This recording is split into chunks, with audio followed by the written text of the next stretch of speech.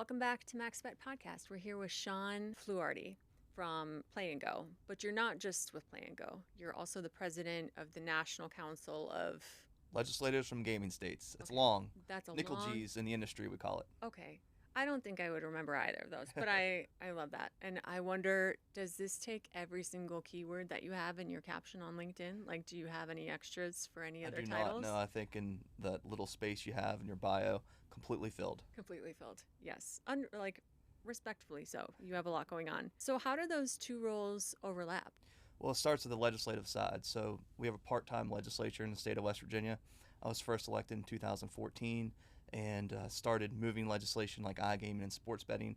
Proudly was able to pass both pieces of legislation and started with Nickel G's, going regularly, learning about it, and just rose up the ranks. And the overlap, it's helpful to know the inside baseball and how a bill gets passed. And I've been there, I've been in the committee meetings, and certainly with my role in Play and Go, if you're testifying in committee or you're talking to lawmakers, it brings a validity and that knowledge that many people may not have because they simply haven't been through that process. And I think the legislative perspective is the one that kind of stands out in what I'm trying to do with Play and Go and in a regulated market in the U.S. Yeah. Nickel G, since I've become president, I feel like I don't want to brag on myself or anything, but we've grown.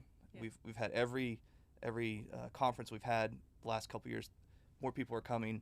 We're getting more publicity on shows like yours and others, and we're trying to tackle the front topics, the top of the line topics in the gaming industry. We have topics on sweepstakes, predictive markets. Obviously, we put together model legislation in iGaming. When I was attending previously, I would look around the room and it'd be the same panels, the same people. And, as you do on your show, you want to tackle conversations that are important and are the ones that we're having now. So that's what we're trying to do. And our next conference is in Puerto Rico. So I don't think anybody else has been down there for a conference. And many of my friends in the industry were like, I bet you guys can't make that happen. Well, we did, and You're welcome to join us. It's in December, and we're looking forward to that. I will take you up on that. That sounds like a great place to be in December. So for those who may not be familiar, what does the president of the National Council of Legislators for Gaming States actually do? Well, we have 2 conferences a year. We have a board.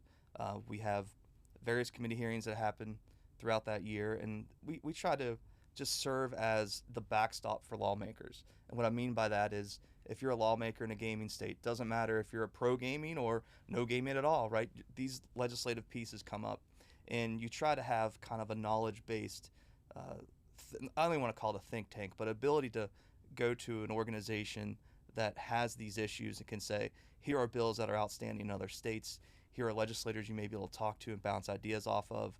And that's essentially what it does. It's an association comprised of lawmakers. It's bipartisan. If I know your political party within that structure, then there's probably something wrong. We're probably talking about things unrelated to gaming. And that's unique about gaming as well. It's very bipartisan. It's one of the few things left in this country that's bipartisan. You have red states who pass it. You have blue states who pass it and expand on it. It also comes into the regulatory side of things because once you pass something, you become a mature state and you're years down the road. What are you learning, and what have you learned that other states, maybe they won't make the same mistakes? And when you have a Nickel G's available to you as a lawmaker, it's a very valuable tool in making sure that you're improving on policy or passing policy that you have had the ability to kind of have checks and balances on the process. Play and Go operates in multiple regulated markets. What's your approach to building relationships with regulators while still keeping innovation front and center? Play and Go, what I think separates us from many others, we've done a great job of regulating ourselves, and I'll give you a specific example. So we do not participate in direct bonus buys. Do you know what direct bonus buys are on the iGaming side? For the listener, can you... So if you are on your phone and you're on a casino slot game and you're playing and you may be betting $1 a spin, well, flashing on the side of your eye there could be bonus game, bonus game, bonus game, very enticing, right, for the average user.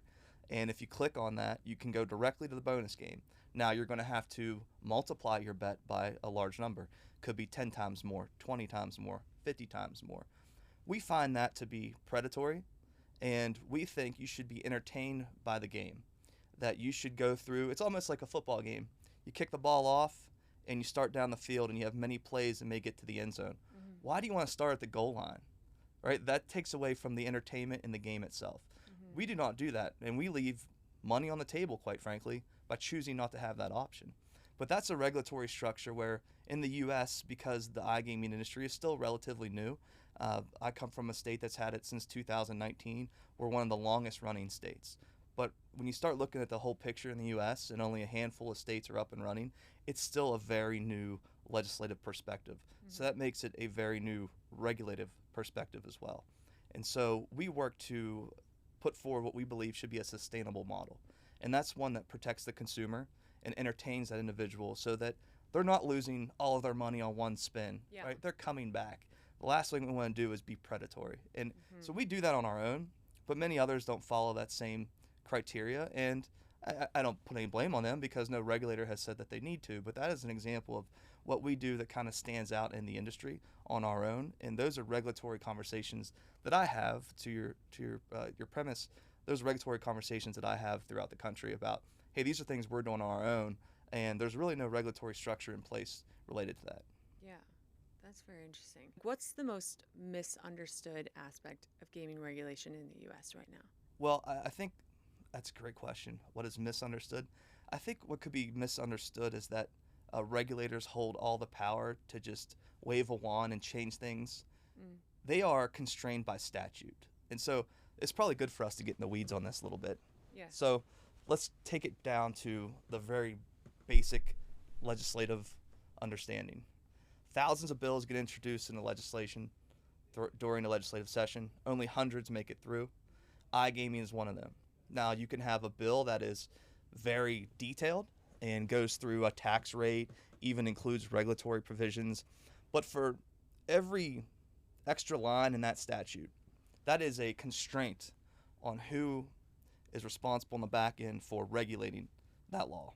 Okay. So regulators are constrained by statute. Now, I think lawmakers are doing a better job, and that's part of my job in communicating with them, to say, let's pass enabling legislation, which enables the experts to make changes that they believe they need to make, because technology changes daily. Yeah. By the time we're done with this podcast, there's going to be some technological changes somewhere. It's just, it's crazy. You go to G2E every year and you see all these things, and it's like year to year, the floor changes with new technology. Now, let's compare that to the legislative process, which is slow as hell. Like, laws take forever to pass. So the last thing you want are lawmakers being required to go back and modify the law. You need regulators to have that, use their expertise, but have that ability by statute to make changes. So I think what a lot of people fail to understand is regulators, if the law is perfectly drawn up, if it's crafted in the right way, yes, they can make changes. But if it's not and they're constrained by statute, a lot of times they have to go to the lawmakers and say, I think we should do this, but I can't do it on my own. And then the lawmakers have to go back and amend a law. You know how hard that is to go back in and amend something that's already been put in statute? So that's kind of the confusion I see when speaking with regulators throughout the country and lawmakers, is that they need to understand that let the experts be the experts. And with technology changing, the regulators are the ones on the ground. They're going to conferences, and they're the ones who are seeing the technological changes, and they're dealing with the industry, quite frankly. Like, you talk to people in the industry, they're not dealing with lawmakers daily when it comes to the licensing process, regulatory process. They're dealing with the regulators. So let them do their thing. Yeah. Do you feel like it sounds like they're often misunderstood? Because I did not know that process, so I'm glad you said that. But do you feel like they often get a bad rap? It depends what you're reading. I mean, Okay. I think they do at times because, look, they're just doing their jobs. Yeah. And they're at a disadvantage. So think if you're a regulator in whatever state you may be. You could be in West Virginia. There's a lot of regulatory things coming up in Massachusetts right now. They're holding hearings. But they are responsible for every aspect of gaming under the umbrella. So if you are a lottery or a gaming commission, you're not just focusing on iGaming. You may have iLottery. You may have brick and mortar casinos. You may have LVL machines in your bars and restaurants. Yeah. So they are regulating all of these things.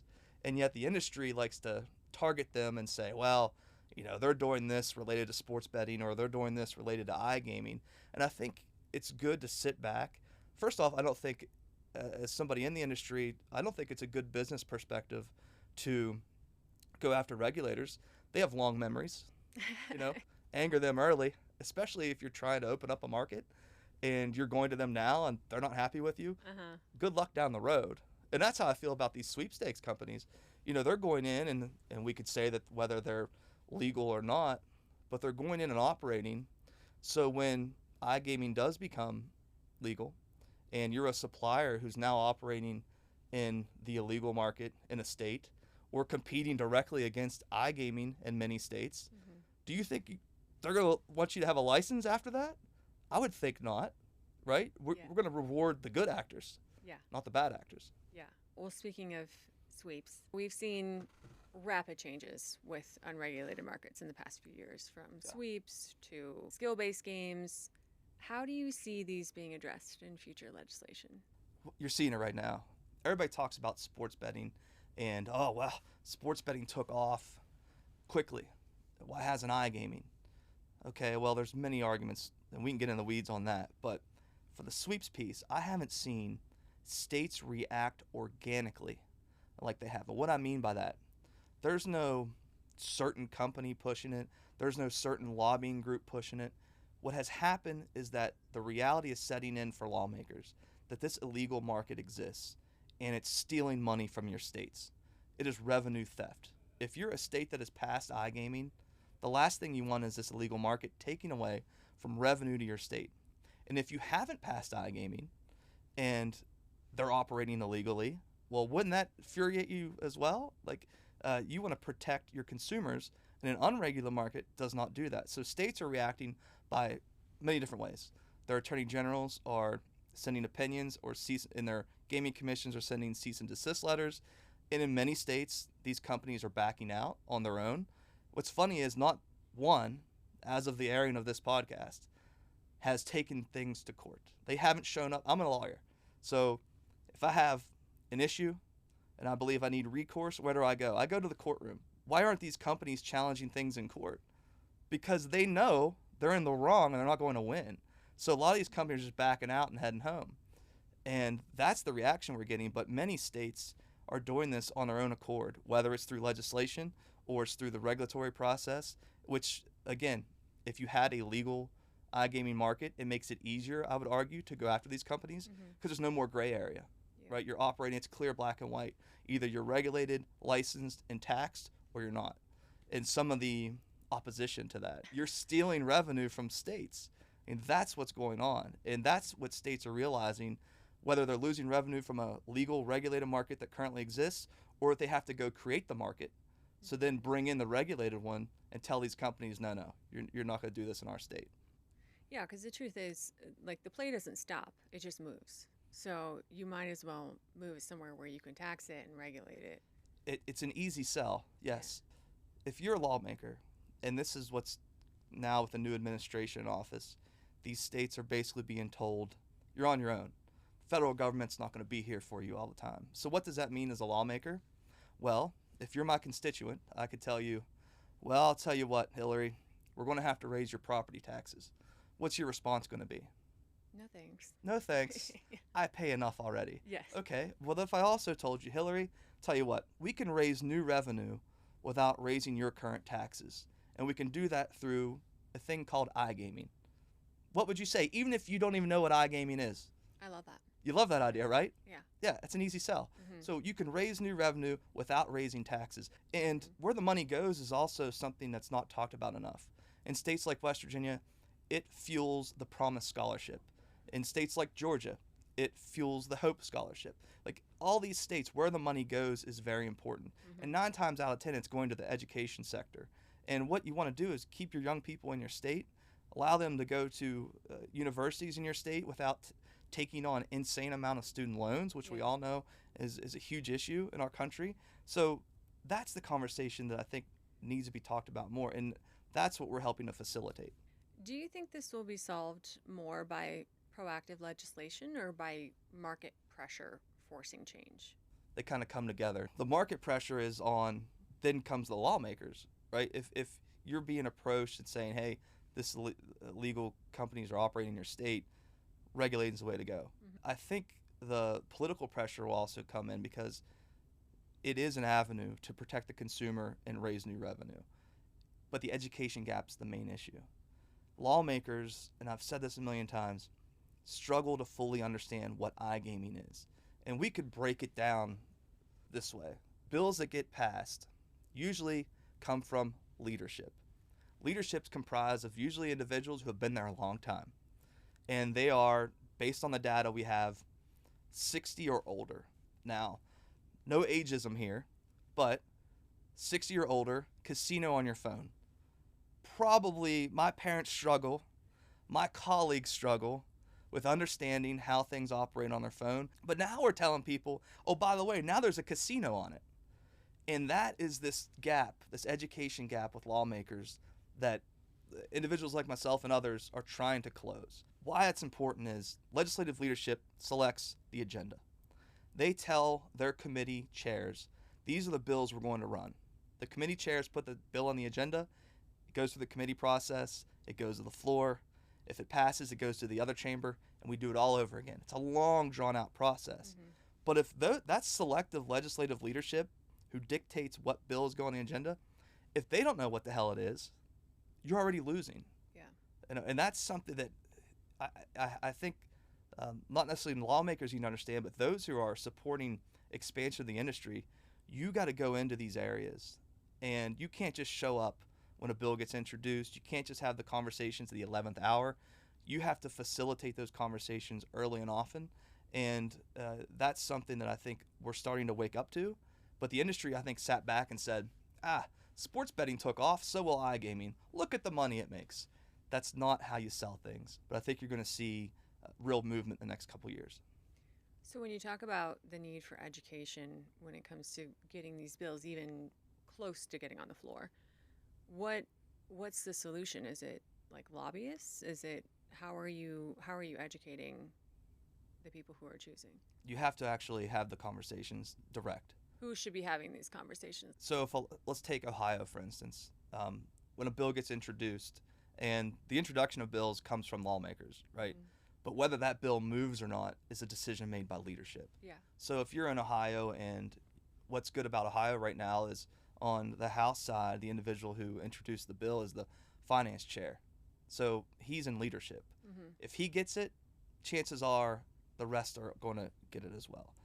That's, I think, the targeting that needs to happen is understanding the process enough that you want to move a bill, it's more than just getting it introduced. And whether it's an association or it's myself or others looking for expansion. Look, I'm kind of a one-man band, but there are groups out there that push for expansion. There are regulatory groups who I won't say push for expansion, but they have the knowledge.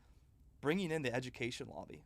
Then how do you do that? Well, in some states like West Virginia, I moved legislation a couple years ago that said the data that's received by operators needs to go to West Virginia University for the research center, just like the building we're in right now for UNLV. I mean, that's the model.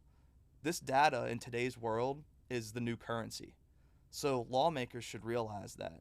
And so should the industry. They should realize we should work together with the universities like UNLV or West Virginia University to push our initiatives because we have that data. That should be a partnership. And if you go into a lawmaker's office or any capital and you have the education lobby supporting it, the university supporting it, in Maryland, Morgan State is a prime example. They would like to see iGaming legislation move forward because they want to use that data and their research available. That's what brings us together. And I think the industry has been so deer in the headlights on this and thinking they're the only one that can move legislation. Build the partnerships. And I like that three-prong approach. Lawmakers, regulators, educators. They're the ones that are the tripod that can help put this together. So when you're looking across like the states, do you think more states are leaning towards let's just ban iGaming? Like we want to just shut down any kind of unregulated gaming and they think that that's the way to go? Or are they more like open to let's eventually get iGaming on the docket? I think they're realizing shutting down iGaming is impossible. It doesn't, yeah. You're not. When 50% of the online ads, according to the AGA, as of a few weeks ago, American Gaming Association said that 50% of online gaming ads are from the illegal market. That's insane to me. Yeah. I can't think of another industry where 50% of the ads you see are from an illegal, unlicensed, unregulated operator or supplier. But the reality is, in these states, nobody's getting prosecuted, nobody's going to jail, nobody's facing incredible fines until you regulate. And I think the reality is for many of these states is that we're never going to get rid of it entirely. It almost goes back, I have actually a pretty good story on this. So years ago, when we were discussing cannabis in the state of West Virginia, a group of us flew out to Colorado. Obviously, they were one of the first states to regulate cannabis. And Governor Hickenlooper at the time, he had West Virginia ties, he was meeting with us. And he looks at us and goes, guys, tell you what, we had a $1 billion black market in cannabis. Now we have a $100 million black market in cannabis. Wow. And I find that analogous to the gaming situation, is that there are billions of dollars being circulated in this country, and hundreds of billions, quite frankly, in the illegal market. And if you regulate, you capture. Are you going to capture all of it? No. And I'm not selling it to people like you're going to capture all of it. Yeah. But are you going to take a vast majority of that, and are you going to regulate it in a way that protects the consumer? Think about that industry now, in the cannabis industry. If you go into a dispensary, you know exactly what you're getting. Yeah. Why? Because it's regulated. You get on a game that's in a regulated market, you know it's fair and transparent. And there are checks and balances, and there are protections for that individual. That doesn't exist in the black market. Yeah. Going from 1 billion to 100 million, that's insane. Yeah. Crazy. And that quote stuck with me. If there's a black market out there, you have an obligation to shrink it and protect the consumer. They favor expansion of gambling because they know it brings in money, and they know it exists already. So why not capture that market? How much is the unregulated gaming market worth in the U.S.? Obviously, it varies state to state, but like you were saying, Colorado was $1 billion in cannabis. How much is it estimated to be? According to the AGA, which I was reading the article on the way here this morning, hundreds of billions. Hundreds of billions. And we're not just talking about iGaming. That's the big umbrella. Okay. That's skill games, that's iGaming, that's everything. So I don't want to say it's all just iGaming. Yeah, but still, these are unregulated. That's right. Yeah. What do you think that the industry protects but shouldn't? What do you what was your thinking on that? I mean, I guess you could go even like the smoking route, smoking if you wanted to go land-based. You know, there are a lot of really like, we've always done it this way, so we're going to keep doing it this way. I was just curious if you saw anywhere you're like, guys, what are we doing? I think they are overly protective on their data and supplying that to states. And as I said earlier, I hate to give away any of my trade secrets when it comes to lobbying efforts or having those conversations, but if you're an industry and you go to a university in a selected state and you say, you know what, we have all this data available for research purposes, and we'd love for you to essentially be a partner in that. The reaction you're going to get from those universities would be, sign me up, because you can be a UNLV 2.0. You could be another West Virginia university where there's programs and we're putting people in the workforce. It's almost like in law school, I've said this before, when I graduated with judges, I graduated with defense attorneys, and I graduated with civil litigants, like trial attorneys, all under that same space, right? Yeah. So at these universities, with that data available, we could be graduating people who work in the consumer protection field, responsible gambling field. We could also be graduating people who work in the industry and want to be the next CEO of an innovative company.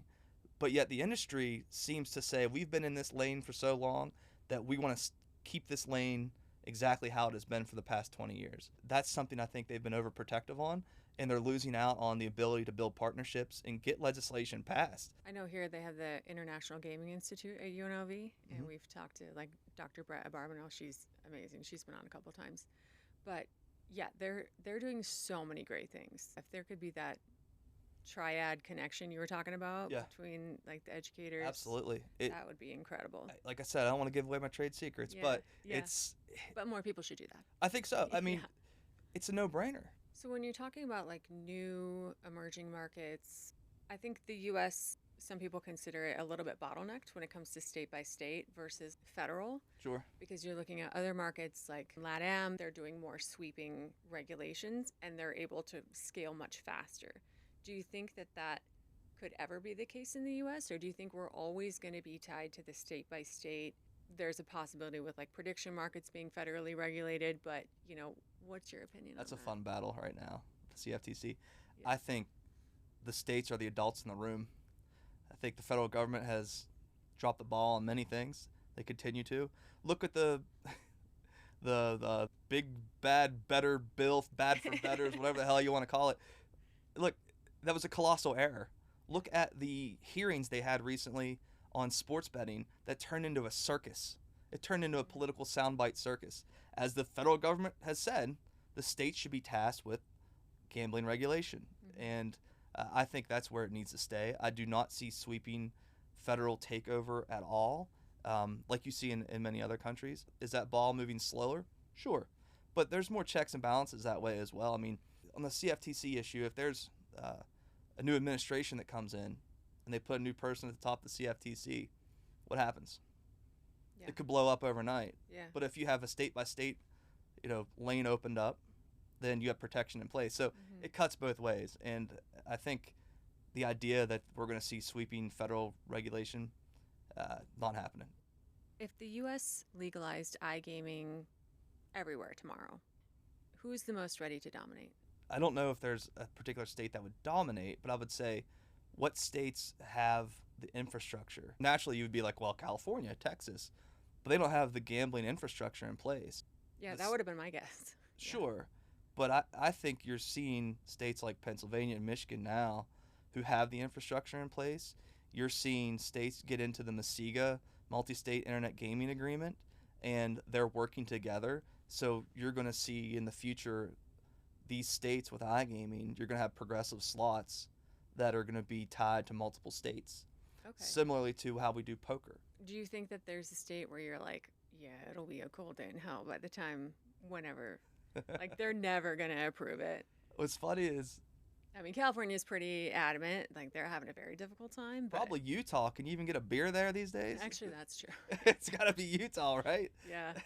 Okay, I'm going to ask you some rapid fire questions. So you just top of your head, first thing that comes to mind.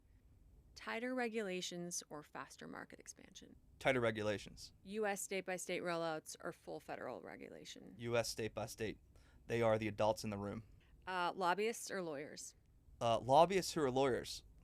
Okay, both. Okay. Too many regulations or not enough? Not enough. What's the bigger threat? Offshore casinos or unregulated sweepstakes? I mean, it's hard to parse that, quite honestly. I would say the immediate threat in the U.S. would be sweepstakes. Money or influence? Define influence. I've known this guy for forever. Like, Isn't that politics? Yeah, I guess so. So I would say this. Yeah. Building relationships is everything. I only started working in the industry 2 years ago, and Play and Go came to me with an incredible opportunity, and very thankful for that. Mm-hmm. But during that time, through my legislative work, and I was still going to conferences, I was building relationships. That, to me, looking at it now, that decade is invaluable. Yeah. I asked one of my friends once, she's been in the industry for like 18, 20 years. And I said, what's like your best piece of advice for the industry? And she said, you better be nice to everybody because it's a very small industry and everybody sticks around and you don't know if you're going to be working for that person or with that person in 10, 20 years. So you better make sure your relationships are like ironclad. Yes, I completely agree. What's more feared, bad press or bad legislation? Bad legislation. And there's so much bad legislation. The industry's worst habit, overpromising or under-delivering? Overpromising. I think that happened with sports betting. As far as new market entry, focus on early adapters or proven gaming markets? Proven gaming markets because the infrastructure's there. Which one do you think is more urgent to solve? Offshore iGaming or illegal sports betting? Illegal iGaming. Because there's more money. Most sports betting has been brought in.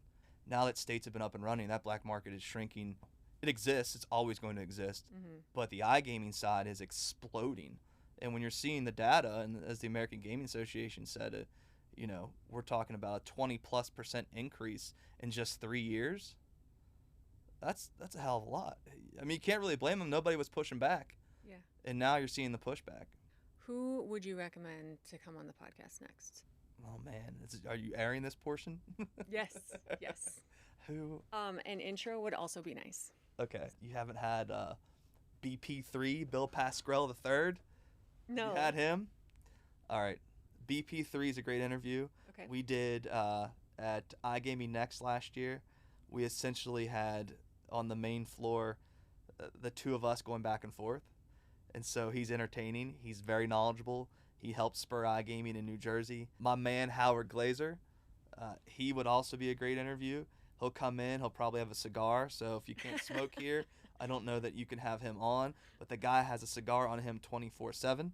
And we went to Louisiana to testify, and I was in the back of his small car. We drove from New Orleans to Baton Rouge. We get there, and he's like, today will be easy. We're just basically going in, and we're going to introduce ourselves to some legislators and testify. But we both thought it's going to be a quick intro. Nice to meet you. Yeah. You know, we get in there. They sit us down in the front, the main panel, and they are grilling us. They are just grilling us. And we held our own. But I'll never forget, after we got out of there, we're driving back, and Glazer's got his cigar smoke. He thinks it's going out the window, and it's basically blowing back into my face. You're just getting hot boxed I'm in there. Oh yeah, I'm getting drilled back here, but I don't say a word. We go back. He's going back. Goes, well, hell, that wasn't like anything we thought it was gonna be, was it? Well, thank you so much for coming on today, Shawn. Super informative, and always a great talk. So you're welcome back anytime. Thanks for having me. I appreciate it. Awesome. All right, have a good one.